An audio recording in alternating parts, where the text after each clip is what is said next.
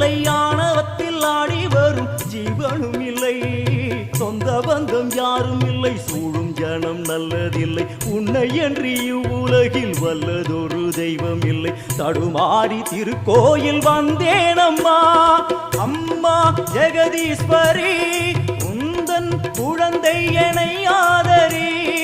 அம்மா ஜெகதீஸ்வரி, உந்தன் குழந்தை என்னை ஆதரி. நீ வந்து தாயாக என்னை தாங்கணும், உன் மடி மீது தலை வைத்து நான் ஏங்கணும். சலனங்கள் இல்லாமல் மனம் தூங்கணும், மனம் தூங்கணும், மனம் தூங்கணும். எங்களுக்கு குறையும் உண்டு, அதனை நான் அழுது சொல்லலாமா?